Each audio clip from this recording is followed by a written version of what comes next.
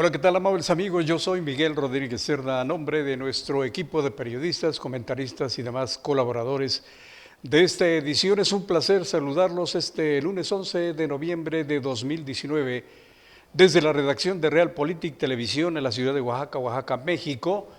Desde luego, para darles a conocer el más importante concepto sobre las más acertadas críticas y el análisis de la política local, nacional e internacional sobre los acontecimientos surgidos durante la semana.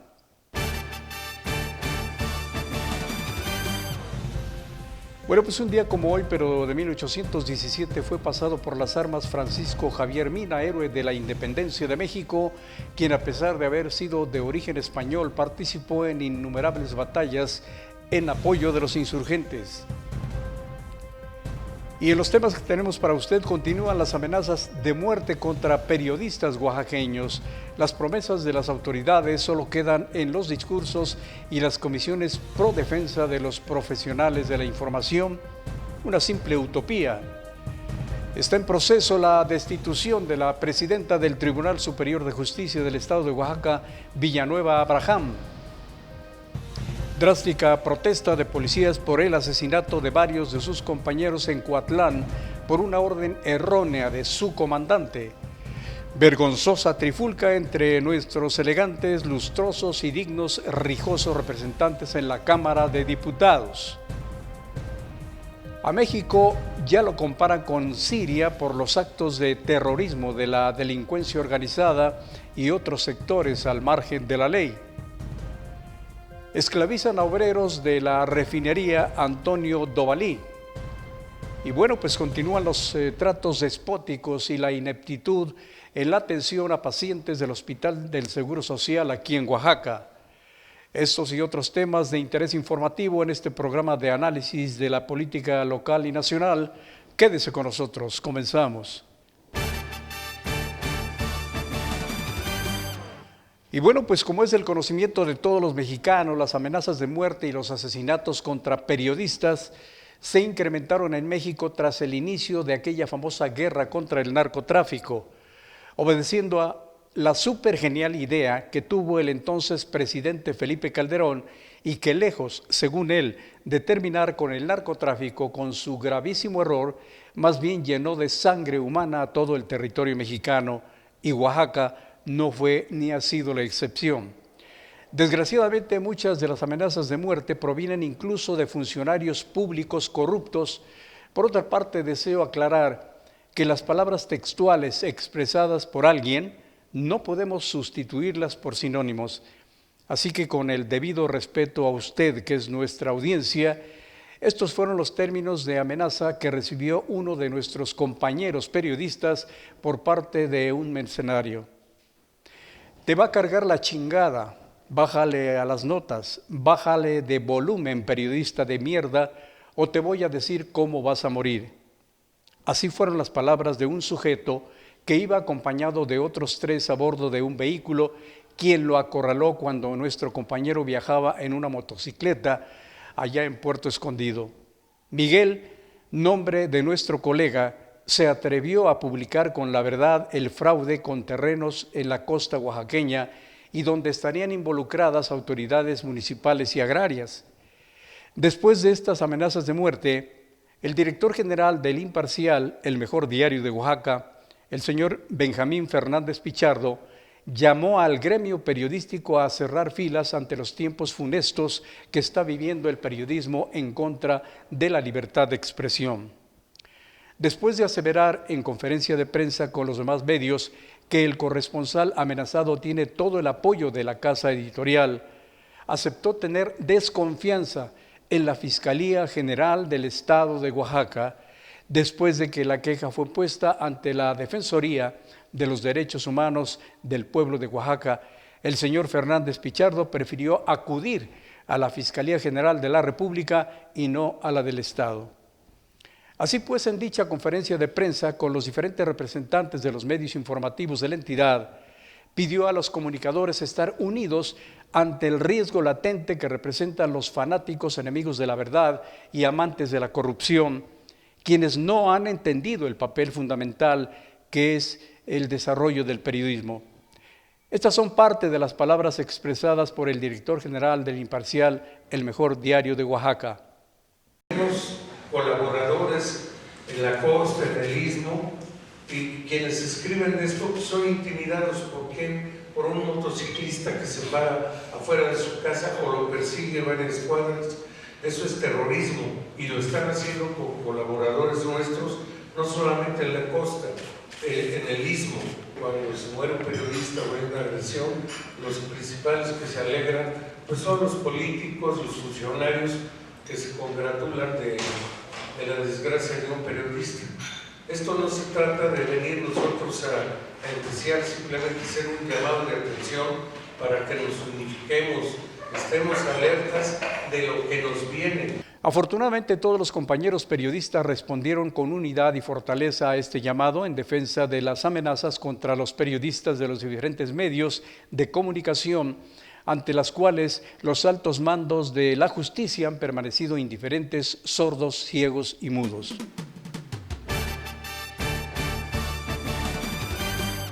En otras cosas, y como ya lo mencionamos anteriormente, se encuentra ya en proceso la destitución de la presidenta del Tribunal Superior de Justicia del Estado, María Eugenia Villanueva Abraham, quien es probable que sea sustituida e incluso consignada penalmente por no ejecutar una sentencia dentro de un juicio de amparo.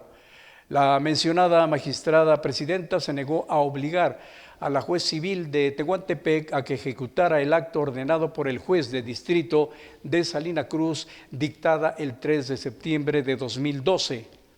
Lo anterior puede dar como resultado la destitución de Villanueva Abraham en virtud de ser la superior jerárquica de la autoridad responsable, que es el juez de lo civil allá en Tehuantepec. El no cumplir con lo encomendado legalmente por cualquier funcionario público también forma parte de la corrupción.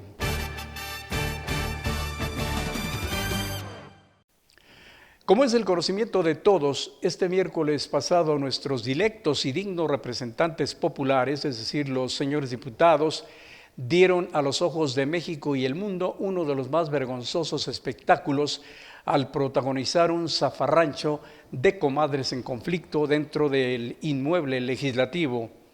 Hubo ridículos jaloneos de corbatas, sacos y calcetines, tenían deseos hasta de arrancarse los bigotes y despegar las pelucas a los calvos. El motivo fue la cerrada votación por la aprobación de una reserva a las reformas de ley de instituciones de crédito, lo que ocasionó los jaloneos entre el PAN y Morena.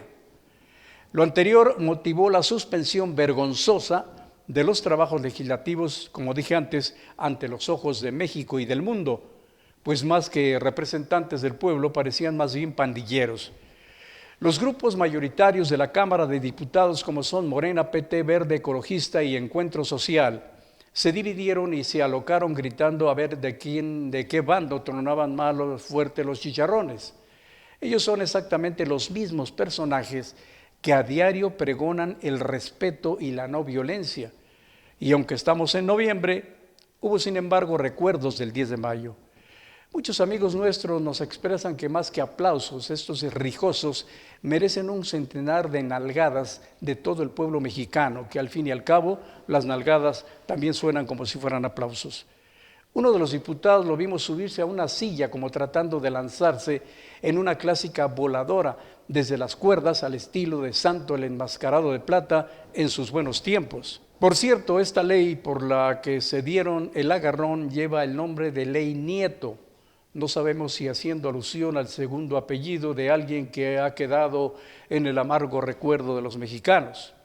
Encendió la mecha de la bronca la presidenta panista Laura Rojas, ya que supuestamente había cerrado la votación antes del tiempo legal. ¿Qué le parece a usted? Ya le rugían los intestinos por irse a comer su lunch, desacatando una de las reglas fundamentales, el conteo exacto de los minutos para votar. En resumen, la Cámara de Diputados, por la causa que haya sido, se convirtió por enésima ocasión en el show de las vergüenzas ante las carcajadas del mundo.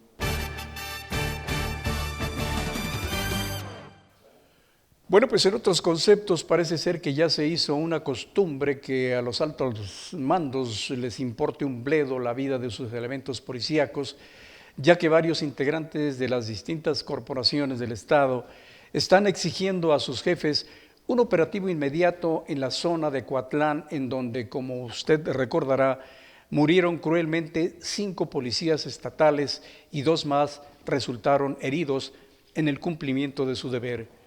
No es posible que no haya hasta el momento alguna reacción inmediata con relación a lo acontecido, según afirmaron los propios policías.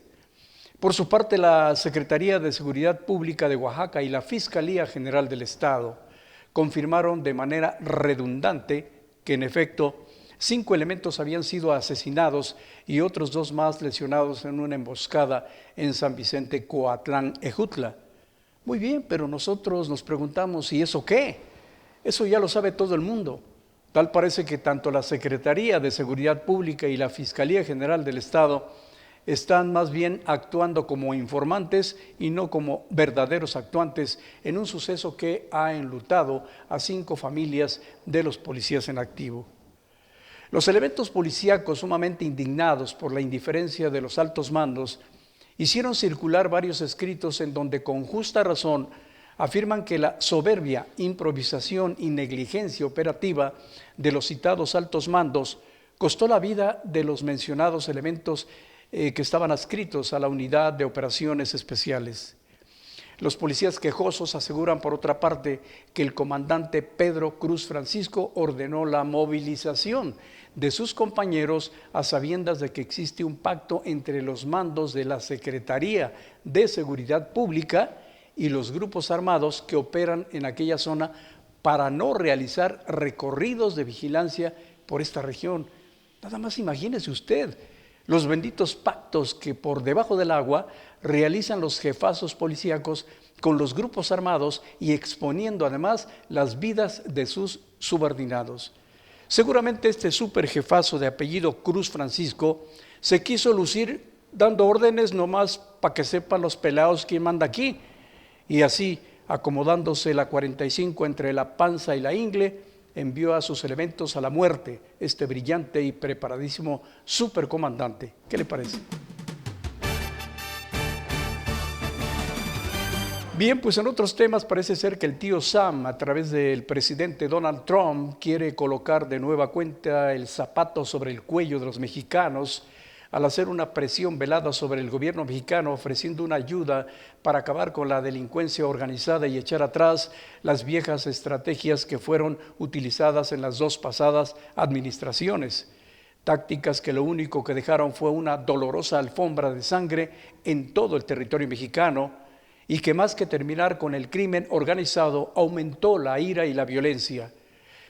Esta sugerencia fue en razón de la terrible masacre de que fueron objeto los integrantes de la familia Levarón, en donde, como es sabido, murieron 9 miembros de este grupo de mormones, incluyendo menores de edad. Pero como sabemos de antemano, el señor Trump ofrece plan con maña, ya que aprovechando esta oferta también trazó una estrategia para convencer a muchos de sus ciudadanos la necesidad de llevar adelante el proyecto de la Gran Muralla China al estilo gringo, es decir, su anhelado y tan soñado muro. Como usted se habrá enterado, las dulces palabras del señor Trump resonaron a través de un Twitter y de llamadas telefónicas directas con López Obrador, expresando que si México necesita o requiere ayuda, Estados Unidos está listo, dispuesto y capacitado para involucrarse y hacer el trabajo de manera rápida y efectiva. A veces se necesita un ejército para derrotar a un ejército, y agregó: este es el momento para que México, con la ayuda de los Estados Unidos, haga la guerra a los cárteles de la droga y los borre de la faz de la tierra. Simplemente esperamos una llamada de su nuevo gran presidente. Por su parte, como es sabido, López Obrador rechazó la oferta y agradeció al mandatario norteamericano su santificada buena disposición, o tal vez haya sido una respuesta de orgullo a la mexicana, disfrazada con los famosos términos de no intervención. Por otra parte, el señor Ebrard manifestó que quizá pudiera requerirse el apoyo del FBI.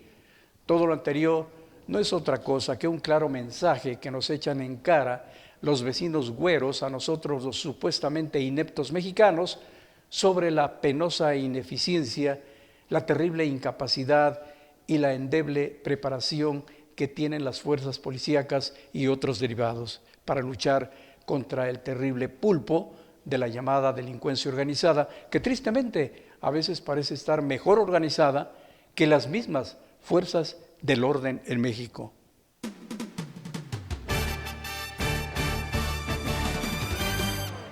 Bien, pasando a otros puntos, la pregunta obligada es, ¿hay o no terrorismo en México actualmente? Esta interrogante que se desprende de los últimos acontecimientos del crimen organizado, es decir, del sangriento ataque a la familia Levarón, de la cual se afirma que se trata de una atrocidad con características de terrorismo, frente a lo cual es necesario ya comenzar a sacarse los guantes y actuar como un país desarrollado. Lo anterior fue expresado por Edgardo Buscaglia, investigador de la Universidad de Columbia, pero ¿quién ha dicho que en México no hay terrorismo? Posiblemente alguien lo expresó con cierto grado de miopía y completo desconocimiento. Es obvio que la delincuencia organizada y la no organizada también cometen actos de terrorismo para forzar de alguna manera al Estado. Y por si todo lo anterior fuera poco, el senador republicano de los Estados Unidos, Lindsey Graham, dijo que prefería ir a Siria que visitar México. Sobre este punto, los senadores mexicanos respondieron que estas palabras ofenden a México, como si con esta respuesta hubiesen solucionado el problema. ¿Quién asegura que no hubo y que no hay terrorismo en México? Veamos algunos ejemplos de las amargas probaditas que comprueban que en México siempre ha habido terrorismo. Primero, masacre en Coatzacoalcos, 31 de agosto de 2019, un ataque armado con bombas incendiarias en el centro nocturno White Horse con 30 muertos. Un enfrentamiento en Culiacán por la frustrada detención de Ovidio Guzmán, el Chapito, y a punto de ser estalladas 2 pipas de combustible. Otra más, masacre en Tepic, el 27 de octubre de 2010, 15 jóvenes acribillados en un autolavado. Matanza de Acteal, diciembre del 97, 45 muertos, terrorismo de Estado. Masacre en Minatitlán, 19 de abril 2019, 14 personas asesinadas. Los 43 estudiantes masacrados de Ayotzinapa. Además de la suma de 3,000 fosas clandestinas desde 2006 a la fecha en casi todo el territorio mexicano, producto de la violencia y el terror. Y un poco más lejos, la masacre del 68 en Tlatelolco, con cifras dudosas hasta hoy en día y ocultadas por el gobierno de esos tiempos, pero que se habla de más de 200 muertos entre estudiantes y civiles, incluyendo niños. También un claro terrorismo de Estado. Y una de las últimas, la masacre de la familia Levarón, entre muchas otras de rango triple X de terrorismo puro, incluyendo, como ya mencioné, terrorismo generado por el mismo Estado. Hay muchísimas más, pero sería interminable citarlas en este espacio de análisis. ¿Acaso necesitamos que suceda algo mucho más grave para calificarlo como tal? Y como siempre, al final, las especulaciones en las investigaciones siempre dando palos de ciego, ya que por un lado se dice que en el caso de los Levarón se trató de una confusión, y por el contrario, miembros de la misma familia afirman que no fue una confusión, sino una acción sangrienta para enviar un mensaje. Pero usted tiene la última palabra. Y aquí le va otra del pan nuestro de cada día. Me refiero al pan de comer, no al otro pan de las cámaras de diputados y senadores, es decir, a eso que han dado en llamar corrupción entre los funcionarios públicos. Pues resulta que un tipo de nombre Rogelio Hernández Cázares, quien fuera electo por el Senado de la República como nuevo presidente de la Comisión Nacional de Hidrocarburos, dejó cuentas pendientes aquí en la entidad oaxaqueña a su paso por la dirección del régimen estatal de protección en salud entre los años 2014 y 2016 durante el gobierno del señor Gabino Cue. Hasta la fecha, el señor Hernández Cázares no ha comprobado ante la Auditoría Superior de la Federación el destino de 274 millones de pesos. Su experiencia en el sector energético fue de 9 meses en los que estuvo al frente de la división de fertilizantes de Pemex y otros tantos cargos. Lo interesante es que en 2016, cuando se revelaron los malos manejos de 915 millones de pesos entregados por la Federación al Seguro Popular para comprar medicamentos, equipo instrumental y otros conceptos, resultó que poco después nadie sabe y nadie supo cómo en el juego de la bolita, con las manos sedosas de este personaje, dónde quedaron los 274 millones de pesos que no ha podido comprobar esta fichita de funcionario ante la Fiscalía General de la Federación. En la corrupción, el que no corre, vuela. Así están las cosas. Pues resulta que esclavizan a obreros de la refinería Antonio Dovalí. En efecto, esta refinería, que cuenta con 24 plantas que procesan y refinan hidrocarburos, se ha convertido en el refugio favorito de empresas constructoras especializadas en la explotación obrera y la corrupción. Dichas empresas, que tienen a su cargo la reparación y el mantenimiento de las instalaciones, ofrecen salarios de miseria a los trabajadores. Esas constructoras corruptas incurren en abusos que van, como ya mencioné, sobre la explotación laboral, acoso sexual a las mujeres obreras, jornadas laborales de más de 8 horas y se niegan a afiliar a los trabajadores al Seguro Social. Todo lo anterior se lleva a cabo bajo la complacencia de los altos mandos de Pemex en la entidad y, por supuesto, los líderes sindicales. Entre las empresas que se distinguen con esta clase de corruptelas está la llamada ICA Floors.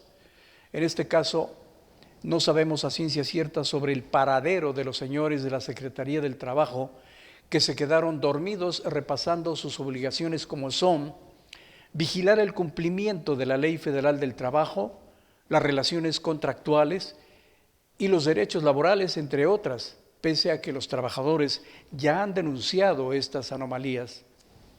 Así están las cosas. Bien, antes de despedirnos, veamos qué noticias hay sobre el estado del tiempo en los próximos 3 días aquí en la ciudad de Oaxaca, para que usted se proteja y proteja a los suyos. Para este martes 12 tendremos una temperatura máxima de 28 grados y una mínima de 13. Por la tarde tendremos algo de frío y las probabilidades de lluvia serán del 50%. Para el miércoles 13 la temperatura máxima será de 27 grados y la mínima de 11, es decir, que ya por la tarde debe usted abrigarse bien y proteger a sus pequeños. Las probabilidades de lluvia para ese día serán del 30%. Y para el jueves 14, la temperatura máxima aquí en la ciudad de Oaxaca será de 28 grados y la mínima de 11. Por la tarde le recomendamos que se abriguen muy bien usted y sus niños. Tendremos únicamente un 40% de probabilidades de lluvia. Desde otros puntos los invito para que la edición número 426 de su revista Realpolitik de esta semana, cuya portada le muestra a usted, disfrute además leyendo los interesantes artículos que no despierten el México bronco de Mirel Rocati y el discurso del general de Beatriz Pajés. También podrá leer las columnas políticas Balcón de Carlos Cervantes, Unas de cal por las de arenas de Alfredo Arenas Casas, Escaparate político de Felipe Sánchez Jiménez y El patíbulo de Alberto Hunda. Y para cerrar con broche de oro este programa, los invito cordialmente a nuestra sección cinematográfica con una excelente película. Se trata del filme La jaula de las locas. Este filme tiene un rango medio loco y muy cómico, con locos y cómicos y a veces ridículos, con los actores originales como fueron Hugo Tognazzi y Michael Charrot. Pero en la nueva versión, al estilo de Realpolitik Televisión, nuestros seguidores nos proponen como actores principales a los políticos más ridículos y locos, es decir, proponen para la nueva versión de La jaula de las locas a los rijosos diputados que armaron la ridícula trifulca en la Cámara con la crema innata de lo más histriónico de los partidos políticos y su grupo de actores al estilo del Guasón y las carpas callejeras, en donde es precisamente donde deberían estar.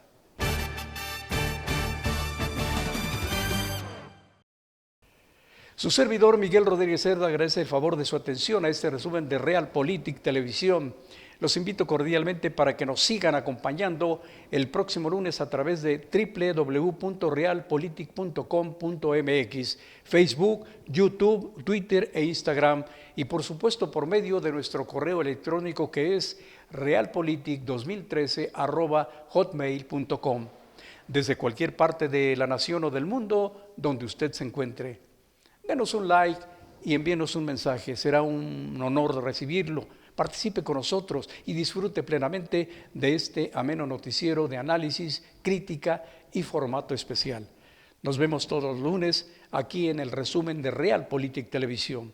Hasta la próxima.